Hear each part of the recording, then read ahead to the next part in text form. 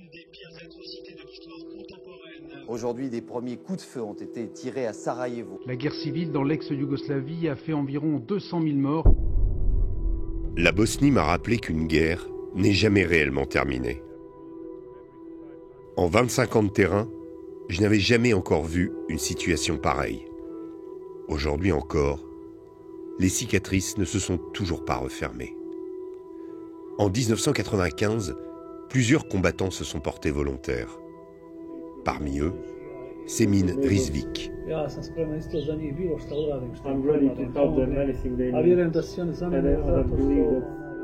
Mais chaque main tendue est-elle bonne à prendre? Semin Rizvik, ce nom ne vous dit peut-être rien, mais ces images, si. En 30 ans, rien n'a changé. Les communautés n'en finissent plus de compter leurs morts. Le passé a façonné le présent entre ses frères, éternels ennemis.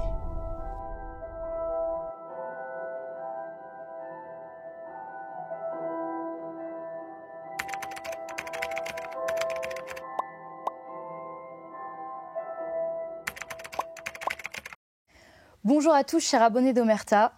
Bonjour Nicolas Mirkovic, bonjour. Merci d'être avec nous aujourd'hui. Alors, pour ceux qui ne vous connaissent pas, vous êtes auteur, essayiste, spécialiste de la géopolitique des Balkans et des États-Unis. Vous êtes également très attaché à la région du Kosovo en Serbie, pour qui vous avez déjà fait plusieurs interventions humanitaires, notamment avec l'association française Solidarité Kosovo. Je ne me trompe pas. C'est exactement ça. Parfait. Alors, justement, Monsieur Mirkovic, en tant que franco-serbe, que pensez-vous de la situation actuelle en Bosnie-Herzégovine ? C'est une situation qui est très compliquée, mais qui est malheureusement qui était prévisible. N'oublions pas que la Bosnie-Herzégovine était une des régions, une des républiques de la Yougoslavie, que cette région, comme l'ensemble de la Yougoslavie, a commencé à se déliter au début des années 90, qu'il y a eu un choix occidental qui était plutôt de mettre de l'huile sur le feu, sur des peuples qui avaient des antagonismes. C'est clair et net que pendant la Deuxième Guerre mondiale, les rivalités, les guerres qu'il y a pu avoir, les massacres même, entre Croates, Bosniaques musulmans d'un côté, Serbes de l'autre, ces tensions étaient vives malgré Tito et malgré la Yougoslavie, on va dire, communiste. Mais quand il a commencé à avoir cette vague de fin du communisme, et la Yougoslavie, elle voulait rester globalement indépendante. Elle voulait ni être dans un bloc communiste, ni dans un bloc atlantiste. Elle voulait rester autonome, indépendante, non alignée. Et suite à l'intervention, en tout cas, de différents pays à l'époque de l'Europe, n'oublions pas que l'Allemagne a tout de suite reconnu l'indépendance de la Slovénie et de la Croatie, ce qui était, on va dire, un coup d'épée dans le dos de la Yougoslavie. C'était un peu un coup d'épée dans le dos dans le droit international. Donc on voit qu'il y a une espèce de mainmise occidentale, atlantiste, pour démembrer la Yougoslavie, ce qui était un vieux fantasme allemand qui ne voulait pas un pays de 20 millions d'habitants sur sa frontière méridionale. Et ce n'était pas compliqué puisqu'il y avait déjà des ultranationalismes de part et d'autre qui étaient prêts à en découdre. L'OTAN est intervenu, l'ONU est intervenue, puis l'OTAN est intervenu en 1995, qui a mis fin à la guerre avec les accords de Dayton en Bosnie-Herzégovine. Le paradoxe, c'est qu'on est arrivé à une situation que les trois peuples majoritaires, donc les Bosniaques musulmans qui représentent à peu près 50% de la population, les Serbes à peu près 30-35% et les Croates 15%. Avant les accords de Dayton, au tout début, avant même qu'il y ait la guerre, en 92, il y avait des accords entre qu'on appelait les accords de Kutilero, j'ai oublié le nom, Kutilero et Carrington, ça va me revenir, où en gros il y avait une espèce d'organisation de la Bosnie-Herzégovine sur des lignes ethniques, avec une organisation tripartite de l'administration de gouvernance du Kosovo. Après 3 ans de guerre, en 1995, on est revenu par les accords de Dayton à une situation qui était quasiment la même, sauf qu'il y avait un peu plus de territoire pour les Serbes. Et on aurait pu se dire, soyons objectifs, voyons quel est le résultat de l'ingérence étrangère, que ce soit de l'ONU, que ce soit de l'OTAN, en Bosnie-Herzégovine. Est-ce qu'en effet, les Serbes, les Bosniaques musulmans, les Croates avaient besoin d'une aide étrangère pour arranger la situation? Et on peut se dire, aujourd'hui, 29 ans plus tard, où est-ce qu'on en est? Quels sont les fruits? Et malheureusement, eh bien, il y avait un article récemment dans le think tank américain Cato Institute qui parlait de la Bosnie-Herzégovine comme d'un État zombie. C'est-à-dire que malgré les milliards, malgré la guerre, malgré les dizaines de milliers de pertes de vies humaines, quel que soit le camp, malgré les milliards qui ont été déversés au sein de la Bosnie-Herzégovine pour créer un État, pour inventer un État qui n'existait pas avant, qui n'existait absolument pas avant, eh bien, on voit que malheureusement, la Bosnie-Herzégovine demeure un trou noir de l'Europe, avec une organisation politique qui est très fragile, avec une entité, la Republika Srpska, qui rassemble ces espèces, un peu plus d'un million, 1,5 million, un peu moins de Serbes. On a l'entité de Bosnie-Herzégovine, qui est l'entité fédération croato-bosniaque, où les Bosniaques musulmans ne sont pas tous d'accord entre eux. Il y a les Croates qui de plus en plus se rapprochent un peu de la position serbe sur des velléités d'indépendance, en tout cas de rattachement, les Croates avec la Croatie, les Serbes avec la Serbie, laissant les Bosniaques musulmans seuls. Il ne faut pas oublier que la Bosnie-Herzégovine est donc une organisation tripartite, avec une présidence tripartite, avec un président de la présidence, et l'autorité la plus importante de Bosnie-Herzégovine, peu de gens le savent, est un haut représentant pour la Bosnie-Herzégovine, qui est aujourd'hui un Allemand qui s'appelle Christian Schmidt. Donc la personne qui a l'autorité politique la plus importante de Bosnie-Herzégovine est un Allemand. Et d'ailleurs, la monnaie de Bosnie-Herzégovine est un mark. Ça s'appelle le mark. Mais bon, c'est certainement une coïncidence, mais ce n'est pas un vrai État. C'est-à-dire qu'on a encouragé la guerre, on a poussé les différentes ethnies, différentes, on va dire, peuples à se battre les uns contre les autres, et quasiment 30 ans plus tard, on a un faux État. On a, à la tête de cet État, besoin d'avoir une personne qui administre, qui ne vient même pas de la région. Et je peux vous dire que pour beaucoup de Serbes, avoir un Allemand à leur tête, c'est quelque chose qui est un peu humiliant par rapport à ce que les Allemands ont fait en Serbie pendant la Deuxième Guerre mondiale. Alors évidemment, on ne va pas entretenir des rancœurs, mais c'est quelque chose qui est un peu difficile à accepter, d'autant plus que cette personne aujourd'hui a une politique assez anti-serbe. Et donc la situation politique est très compliquée.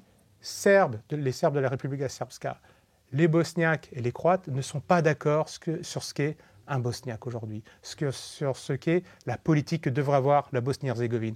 Chaque peuple défend ses propres intérêts, ce qui est le contraire même d'une nation.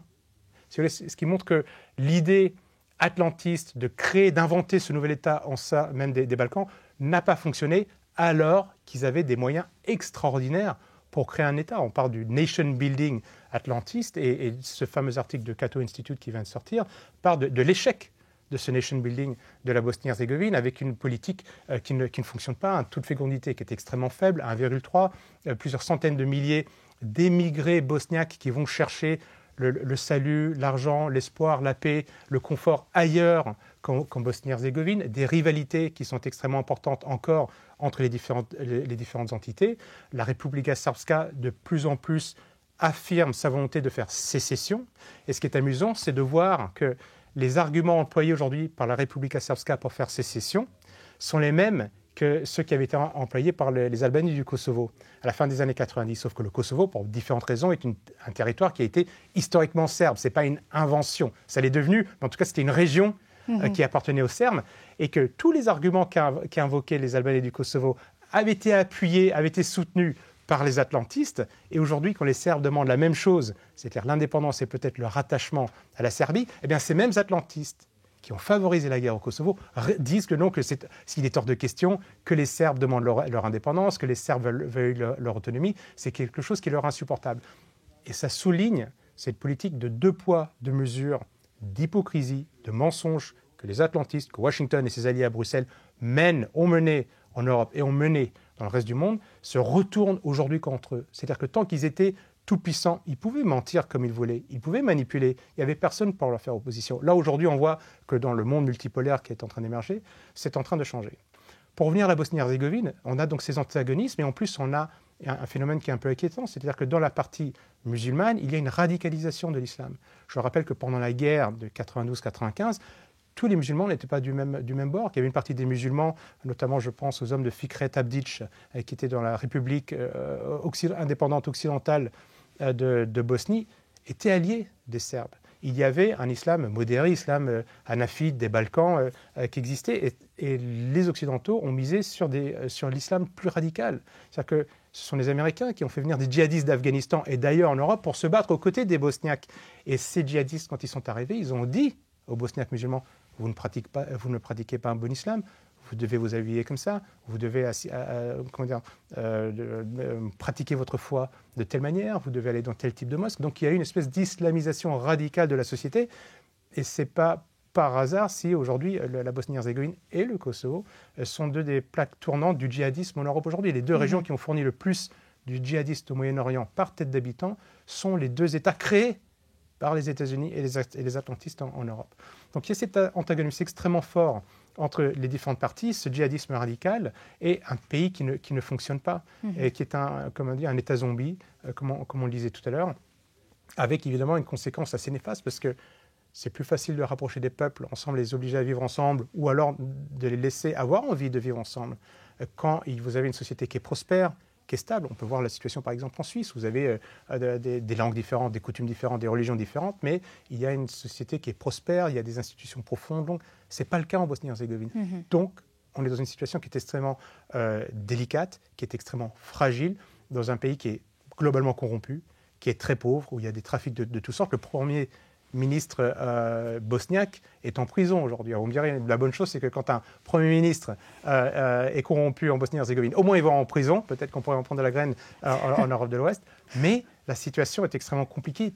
Donc ça veut dire que la situation mise en place par les atlantistes pour essayer de régler le problème de la Bosnie-Herzégovine, de paix, de rapprochement des peuples, de prospérité, est un échec. Et avec la situation dans laquelle on se trouve actuelle, on est de nouveau dans une pétaudière, ce qui signifie qu'il peut y avoir de nouveau, malheureusement, un retour à la force, à l'armée, à la violence, pour régler des problèmes que les politiques n'auraient pas réussi à régler. Oui, puis tout ça, finalement, ça se passe près de chez nous, mais on n'en entend pas beaucoup parler en France, comme vous avez parlé du Kosovo, le conflit au Kosovo, on n'en entend pas beaucoup parler. Vous, qu'est-ce que vous pensez de ce manque de médiatisation? Est-ce que ça a un enjeu ou une influence particulière, selon vous? Oui, parce que ce sont deux échecs. On n'aime pas se vanter de ces échecs. On nous avait promis, à l'Ouest notamment, qu'il fallait faire ces guerres. Donc on a dépensé des millions, des milliards d'euros, de dollars, pour apporter la paix, la démocratie. On a fait la guerre. L'OTAN a tué des milliers de personnes dans ces différentes guerres, que ce soit en Bosnie-Herzégovine, que ce soit en Serbie pendant la guerre du Kosovo en 1999. Et on avait dit qu'on allait stabiliser les Balkans. Or, ce n'est pas le cas. Si vous avez deux pays ont été inventés, deux pays sans racines profondes, sans légitimité historique. Et dans ces deux pays, on a, comme je vous le disais il y a quelques instants, les deux plaques tournantes du djihadisme européen par tête d'habitant. Ce sont également des plaques tournantes du trafic de drogue, notamment. Ce sont des pays où les habitants massivement émigrent par centaines de milliers de personnes, que ce soit au Kosovo, en Métochie, que ce soit en Bosnie-Herzégovine.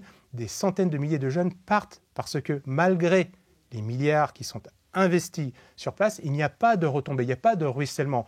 Et cela, même pour les Albanais du Kosovo, c'est-à-dire que les Serbes du Kosovo continuent de vivre dans des enclaves, ils continuent de vivre une vie extrêmement pénible, difficile, parfois derrière les barbelés, parfois dans des enclaves dont ils ont peur de sortir, avec beaucoup de brimades, avec des attaques. Même le secrétariat d'État américain sort un rapport sur la défense des droits de l'homme en Europe, et son document sur le Kosovo ces dernières années illustre qu'il y a quasiment une attaque tous les 2 jours contre des Serbes du Kosovo. Donc comment est-ce que vous pouvez dire que vous avez apporté le bonheur, le vivre ensemble, si vous avez une minorité qui est constamment attaquée? Chaque semaine, il y a des attaques contre des Serbes au Kosovo. C'est un échec, et c'est pour ça qu'ils ne veulent pas le montrer. Vous avez des trafics de drogue, vous avez la montée de l'islamisme, vous avez des pays qui sont globalement, enfin des régions extrêmement pauvres. L'argent est détourné, il y a énormément de corruption, le peuple n'en profite pas, et vous avez énormément de pauvres. Et pour le Kosovo, que je connais extrêmement bien, vous avez beaucoup de pauvres Serbes, comme je le disais il y a quelques instants, mais vous avez aussi beaucoup de pauvres Albanais, qui, eux, ne voient pas du tout la prospérité promise par le camp occidental. Belgium Camberi, qui est un sociologue, disait qu'il y a quelques années que le rêve des jeunes Albanais du Kosovo était de retourner au Kosovo, de se dire voilà, on va vivre un Kosovo indépendant, et maintenant leur seul rêve est de fuir le Kosovo. Ça, c'est la réalité du nation building. Désolé pour l'anglicisme, mais pour cette création de nouveaux États, qui est un échec total et de la Maison-Blanche et de Bruxelles. Et on a cru qu'avec beaucoup de milliards, avec beaucoup d'argent, avec beaucoup d'armes, on allait pouvoir régler ces problèmes, mais on n'a pas réussi. Pourquoi? Parce qu'on était déconnecté complètement de la réalité du terrain. C'était des guerres idéologiques, c'était des guerres au nom de l'atlantisme. Il fallait que ces territoires rentrent dans le giron atlantiste, quel qu'en soit le coût. Et derrière, on se rend compte que cette solution n'a pas fonctionné. Et qu'on a des régions qui sont extrêmement pauvres, donc des régions avec beaucoup d'antagonisme encore entre les peuples, entre les religions, malheureusement. Et donc, du coup, on a un terreau fertile pour que la guerre recommence. Et ça, je pense que c'est pour cette raison-là que nos médias, nos politiques ne veulent pas en parler, ou quand ils en parlent, ils ne touchent pas la réalité de la situation. On a l'impression parfois qu'ils n'y ont même jamais été sur place. Et ça, c'est extrêmement grave parce que la situation est extrêmement tendue aujourd'hui. La guerre dans les Balkans, ce n'est certainement pas quelque chose de nouveau. Et nos méthodes n'ont pas fonctionné. Donc, ou alors on se remet en question, on se dit comment est-ce qu'on pourrait faire pour aider réellement. Et là, ça serait une bonne leçon d'humilité, je pense, pour nos hommes politiques qui doivent avouer que la politique de l'OTAN, la politique atlantiste, c'était des mauvaises politiques. Il faut changer de braquet si on veut les aider. Puis on peut peut-être aussi laisser ces peuples décider entre eux-mêmes comment ils vont vivre ensemble. Parce que le problème, c'est que cette influence étrangère qui se paye, c'est-à-dire qu'on donne des milliards et on demande une allégeance à l'atlantisme, à l'Union européenne, aux États-Unis, eh bien, divise les différents peuples. Et là, c'est une erreur monumentale de la part des atlantistes de penser qu'ils allaient pouvoir régler ça. C'était écrit que ça n'allait pas fonctionner. Et aujourd'hui, malheureusement, on arrive à une situation où on se demande bien comment est-ce qu'ils vont pouvoir éviter un drame. Je souhaite qu'on y arrive, mais la probabilité est de moins en moins sûre. Pourtant, on a reçu ici le président de la République serbe de Bosnie, donc Milorad Dodik, qui lui prône quand même la volonté de vouloir une République serbe paisible en Bosnie.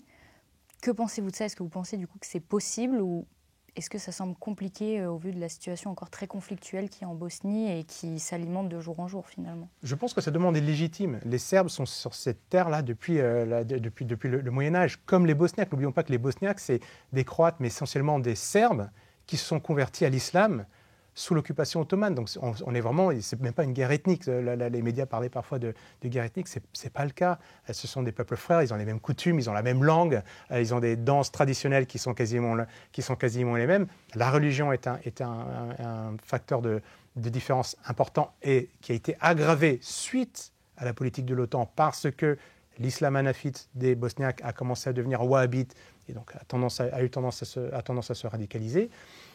Pourquoi est-ce que les Serbes de Bosnie-Herzégovine ne pourraient pas avoir le droit à avoir une entité qui est dirigée par des Serbes, avec des lois qui conviennent aux Serbes? Il faut, au sein de cette entité, laisser aux Serbes la possibilité d'avoir de l'autonomie.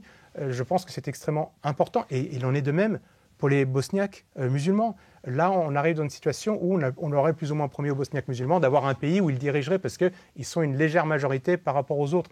Mais ça n'a pas de sens. Les Bosniaques musulmans, les Serbes, les Croates ont des traditions, même s'ils sont très proches, ont des traditions différentes, ont des volontés différentes. Et est-ce qu'on n'avait pas promis la démocratie? Est-ce que la démocratie, ce n'est pas le pouvoir du peuple? Alors si les Serbes ont quelques lois qu'ils veulent modifier par rapport à ce que font les Bosniaques musulmans, pourquoi est-ce qu'ils ne pourraient pas le faire?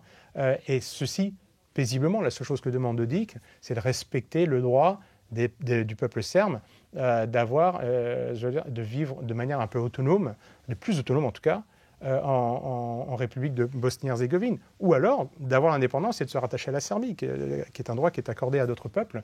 Et je pense que c'est important, le principe de subsidiarité qui est extrêmement important dans la démocratie et qui est complètement négligé aujourd'hui en Europe de l'Ouest. On pense que la démocratie, c'est les urnes, mais ce n'est pas ça. La démocratie, c'est le pouvoir du peuple localement. Mais je pense qu'il faut laisser aux Serbes, l'ensemble des peuples, je pense que c'est une leçon pour l'ensemble des peuples, un droit d'avoir au moins la possibilité de décider eux-mêmes quel avenir ils ont envie d'avoir. Alors, ça doit se faire dans le cadre de la loi, il y a des règles, on ne peut pas faire n'importe quoi, mais je pense que ce que demande Dodik, c'est un peu plus d'autonomie, de respect pour l'identité serbe au sein de la Bosnie-Herzégovine. Et s'il n'arrive pas à l'avoir, eh bien, il est normal qu'il demande l'indépendance.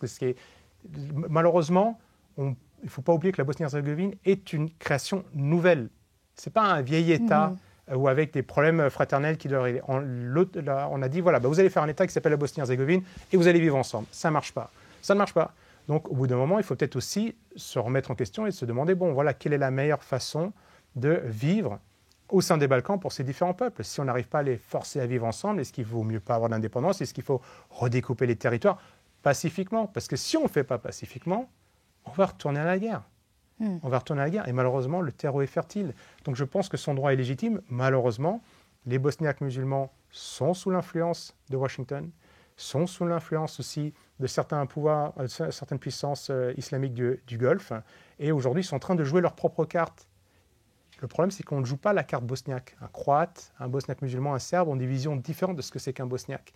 Et tant que vous n'aurez pas une vision, on va dire en tout cas un socle commun sur lequel ils se mettront d'accord en disant « Ok, ça nous rassemble. Ça, c'est nous. On est des Bosniaques, on a des religions différentes, on a des spécificités, mais ça nous rassemble. Et on est prêt à vivre ensemble dans une nation. » Eh bien, vous avez besoin de si vous n'avez pas ce socle, vous ne pouvez pas construire. Et aujourd'hui, le nation building de l'Atlantisme n'a pas cherché à bâtir ce socle indispensable pour la création d'une nation. On pourrait imaginer qu'un nouvel État fonctionne, mais il doit y avoir ce socle. Et au contraire, c'est la même règle des atlantistes depuis le départ, divide et impera, on divise pour mieux régner. Et ils pensent qu'en ayant plein de petits États de quelques millions d'habitants, eh bien, ils vont pouvoir ils vont pouvoir influencer, ils vont pouvoir soudoyer beaucoup plus facilement. C'est une erreur. C'est une erreur et malheureusement, aujourd'hui, tout est fait pour diviser bosniaques, croates et musulmans. Et donc voilà, si on les divise, au bout d'un moment, l'issue semble évidente de ce qui va arriver si on continue à les diviser comme c'est le cas aujourd'hui. Justement, il y a une autre question qui divise beaucoup en Bosnie-Herzégovine, c'est celle de Srebrenica, qui revient un petit peu sur le devant de la scène en ce moment parce que le terme de génocide est reconnu par la Cour internationale de justice et par les Bosniaques, mais réfuté par les Serbes. C'est l'ONU aujourd'hui qui remet ça sur le tapis pour savoir est-ce que c'est un génocide, est-ce que ça n'en est pas. Qu'est-ce que vous pensez de ça, mais surtout des enjeux de cette décision? Alors c'est très important. Srebrenica, il est important de revenir un peu en arrière pour que les personnes qui nous regardent aujourd'hui comprennent de quoi il s'agit. Srebrenica est une petite ville de Bosnie qui, pendant la guerre donc de 1992-95, est devenue assez rapidement pour l'armée républicaine de Bosnie-Herzégovine, qui est donc l'armée de Alija Izetbegović, qui était le président, on va dire que le chef des Bosniaques musulmans, la majorité des Bosniaques musulmans. Il y avait Fikret Abdić qui était, lui, allié des Serbes, mais Alija Izetbegović a fait donc de Srebrenica, avec son armée, une base arrière assez forte de musulmans, de la République de Bosnie-Herzégovine. De 1992 à quasiment 1995, l'armée bosniaque, donc de Izetbegović, notamment la 28e division du 2e corps de cette armée-là, a mené très nombreux raids sur les villages des alentours de Srebrenica, majoritairement serbes, avec beaucoup de massacres à Kravica, à Bratunac, dans différentes petites villes ou petits villages autour de Bratunac. Les Serbes ont été massacrés. Tout cela est documenté. On parle de plus de 3000 Serbes, des femmes, des enfants, des vieux, avec vraiment des attaques assez atroces et des crimes atroces, des personnes qui ont été clouées, comme pour faire référence au christianisme, des hommes qui ont été émasculés, vraiment de la torture, par notamment le commandant de cette 28e division qui s'appelle Nasser Orić. Pendant 3 ans, les Serbes ont subi ça. En 1995, Ratko Mladić, qui est donc le commandant des forces de la Republika Srpska, l'armée de la République serbe de Bosnie-Herzégovine, décide de reprendre Srebrenica. Donc il avance avec ses hommes, il est en infériorité numérique, quasiment un soldat pour 2. Ce que lui ne savait pas, c'est que le commandement de Srebrenica des musulmans était parti, il est arrivé dans la ville, et tout cela est documenté, on a même la documentation vidéo, il fait venir le responsable de l'ONU, qui est sur place, qui est un commandant néerlandais, il demande de voir les responsables musulmans de la ville, et il dit « je vais prendre la ville ». Il leur dit « je n'en veux pas aux musulmans, je ne suis pas en guerre contre les musulmans, je suis en guerre contre l'armée de la République de Bosnie-Herzégovine, contre les hommes de Nasser Orić, nous allons prendre la ville ». Il dit aux représentants musulmans de la ville, il dit « dites à toutes les personnes qui ne veulent pas se battre qu'elles déposent les armes, elles peuvent quitter Srebrenica, aller où elles veulent, il ne leur arrivera rien. Il dit, je mets ma parole d'homme, ma parole de commandant, de général, sur la table, il ne leur arrivera rien. Il commande des bus et il sépare les hommes et les femmes, les non-combattants, et il leur permet de partir. Mais vous avez des hommes de Nasser Orić, qui n'est plus dans la ville, qui décident de se battre, ou qui décident plutôt de fuir la ville. Donc, ils ne respectent pas ils décident sciemment de vouloir mener le combat. Or, Mladić ne peut pas laisser, là on parle de quasiment plus de 10 000 soldats hommes, d'hommes, en âge de se battre, armés, cela a été documenté, il ne peut pas laisser 10 000 hommes fuir Srebrenica et rejoindre d'autres hommes, parce que ces autres hommes qui pourraient revenir sur Srebrenica et prendre la ville. Donc il y a des combats pendant plusieurs jours, et en juillet, à partir du 11 juillet 1995, il y a des combats, et c'est une humiliante défaite pour l'armée bosniaque. C'est une débâcle, littéralement. Et il est vrai que des Serbes ont commis des massacres, qui est un crime de guerre. C'est indéniable. Il y a eu des massacres, il y a un esprit de vengeance. Ces Serbes qui, pendant 3 ans, ont eu leurs proches, comme je le disais tout à l'heure, torturés, massacrés, tués, des femmes, des enfants, des innocents, Quand ils se sont retrouvés aux hommes de cette fameuse division, eh bien, ils n'ont pas pu se retenir. Ils ont commis des massacres. Vous savez, la guerre, ça exhume le meilleur et le pire de l'homme. Et ces massacres, donc, sont clairement des crimes de guerre. Mais, donc, le Srebrenica, Vlatko Radić reprend la Srebrenica, et assez rapidement, on commence à parler des milliers de morts. La majorité de ces personnes sont mortes les armes à la main, les musulmans, de l'armée de Bosnie-Herzégovine.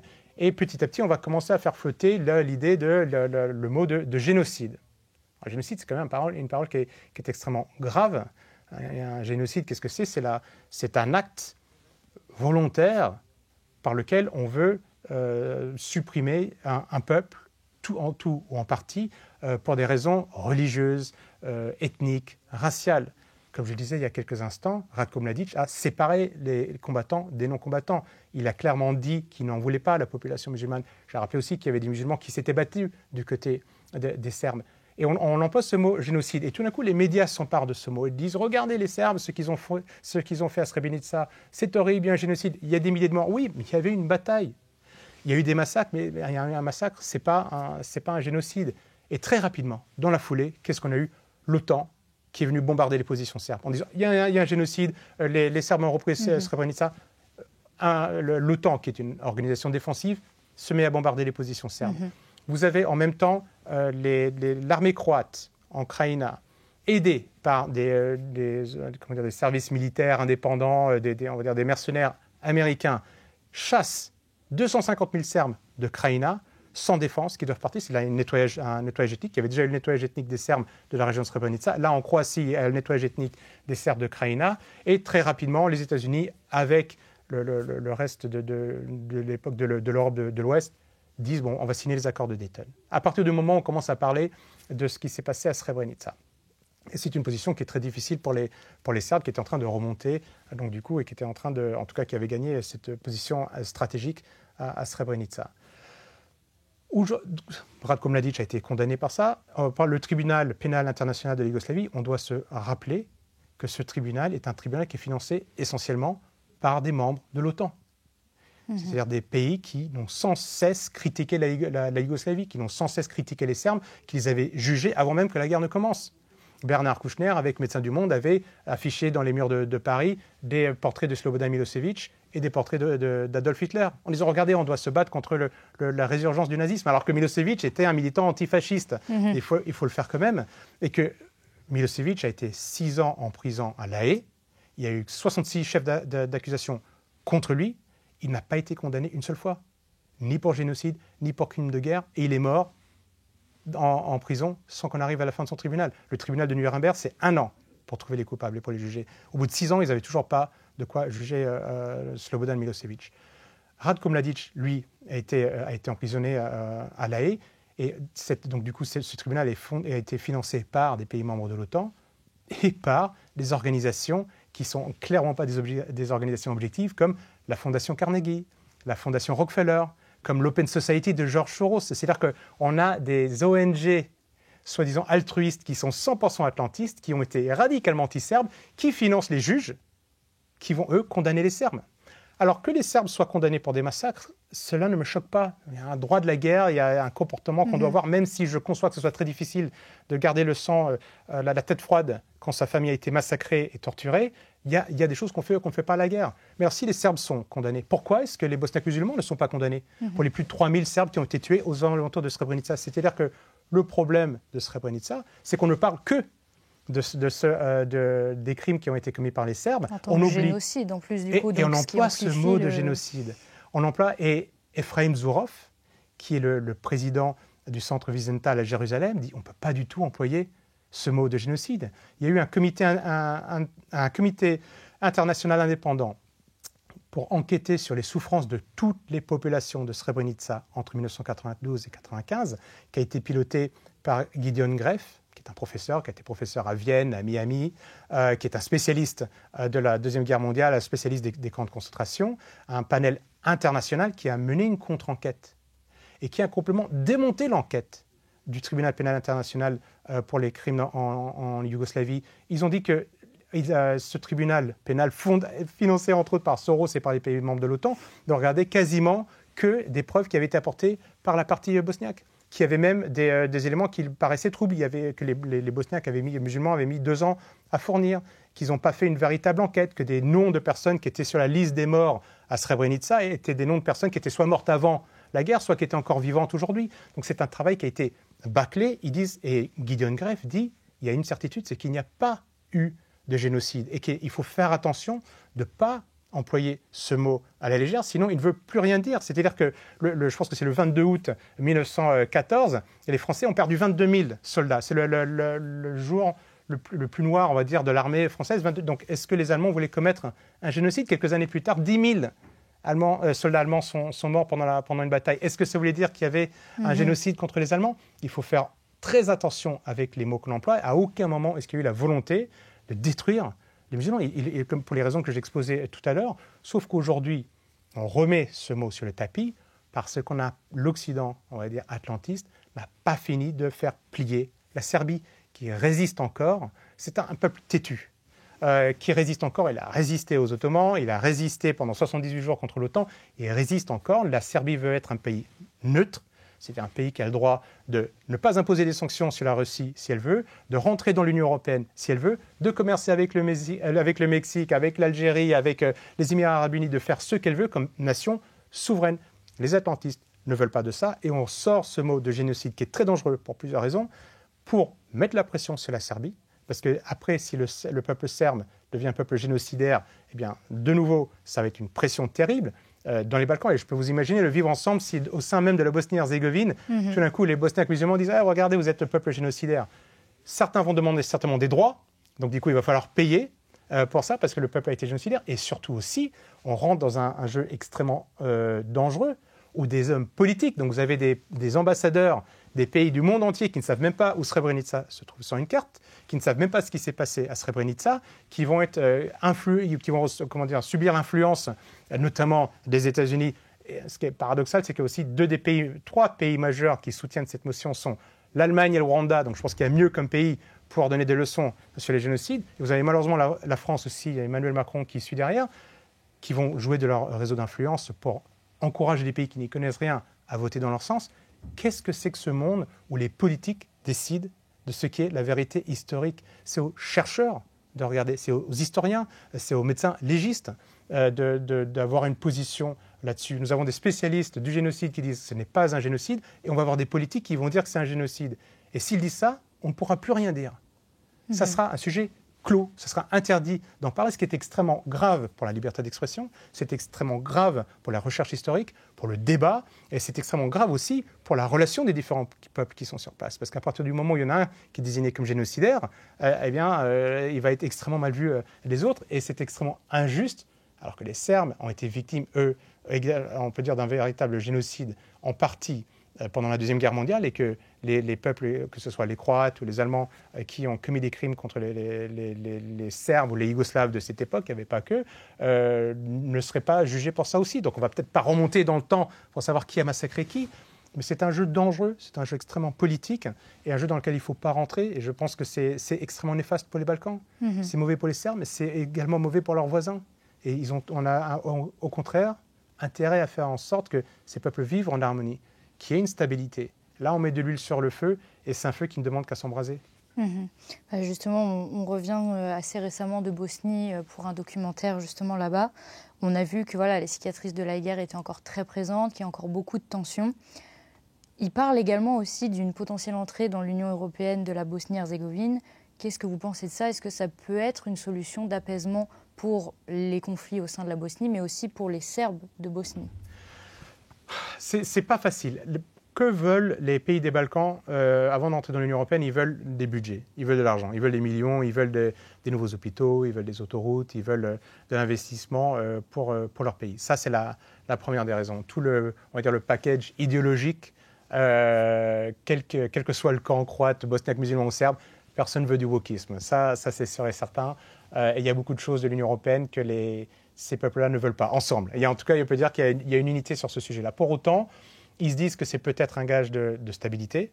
et ils veulent surtout ces nouveaux budgets, quoi. Donc je pense que sur le temps long, ce n'est pas forcément une bonne idée, parce qu'on voit comment avance l'Union européenne, avec le grignotage de la souveraineté, avec des règles, des lois qui sont édictées par des personnes qui ne sont pas démocratiquement élues, avec un positionnement atlantiste, je pense que ça, c'est mauvais. Je pense que le souhait des Européens d'avoir un espace stable suite aux 2 guerres du siècle dernier est quelque chose d'intelligent, mais ce projet tel qu'il est en train d'évoluer est un projet qui est en train de détruire les souverainetés, qui est en train de détruire les peuples et qui est en train de faire de l'Europe ce que Zbigniew Brzezinski appelle lui-même dans son livre Le Grand Échiquier, un protectorat américain. Et ça, si la Bosnie-Herzégovine, qui est déjà un protectorat américain, avec un patron allemand à la tête, rentre encore plus dans cette union, dans ce camp, eh bien, j'ai peur que cela se fasse au détriment des Serbes de Bosnie-Herzégovine. Et je pense que la solution de l'Union européenne pour l'Europe n'est plus une bonne solution. N'est pas une bonne solution. Le problème, c'est que, voilà, sur place, ils disent que si l'Union européenne survit un peu, bah voilà, on n'est pas tous d'accord, mais on va peut-être s'en sortir un petit peu. Sauf qu'on voit qu'aujourd'hui, l'Union européenne est la zone avec le plus faible taux de croissance, que c'est une zone qui se cherche, qui a des problèmes identitaires très importants, qui a des problèmes sociaux très importants, qui a des problèmes budgétaires, économiques. On n'arrive plus à payer les hôpitaux, on n'arrive plus à recruter des professeurs, des problèmes d'immigration massive qui sont en train et les habitants de Bosnie-Herzégovine, quel que soit le peuple, se disent ça, c'est la partie de l'Union européenne qu'on ne veut pas. Vous voyez, donc il y a un peu un discours hypocrite. On veut bien prendre l'argent, on veut bien prendre l'aide, mais tout le reste, vous le gardez. Mais ça ne marche pas comme ça. Ça ne marche pas comme ça. Et donc je pense que c'est une vision court terme et qu'à long terme, malheureusement, l'Union européenne n'a pas répondu à la promesse de garantir la paix et la stabilité en Europe. Elle l'a prouvé par les guerres en ex-Yougoslavie, elle le prouve encore aujourd'hui par la guerre en Ukraine où elle était incapable de l'empêcher, elle est incapable de parler de paix. On sort des milliards et des milliards d'euros pour la guerre et rien pour la paix. Donc je pense qu'à un temps assez court, j'espère, il va falloir revoir l'Union européenne ou voir un autre projet pour qu'on puisse avoir une zone de stabilité, de paix entre peuples qui sont globalement d'une même civilisation, d'une même culture, qui sont proches. C'est dans notre intérêt de nous retrouver dans un monde qui devient de plus en plus multipolaire, avec des zones avec des milliards d'habitants, mais ce n'est pas l'Union européenne qui va y arriver, telle qu'elle est aujourd'hui. Très bien. Eh bien, merci Nikola Mirković pour ces mots, d'être venu ici aussi à Omerta avec nous. Merci à vous. Si la question du Kosovo également vous a intéressé, nous vous recommandons du coup le livre « Le martyr du Kosovo » de notre invité Nikola Mirković, qui est toujours disponible. Et si la question de la Bosnie également vous intéresse, vous pouvez désormais retrouver notre nouveau documentaire « Bosnie, frères ennemis » sur l'application Omerta. Le lien est disponible dans les commentaires. Et merci pour votre fidélité. À très bientôt. Merci Nicolas. Merci à vous.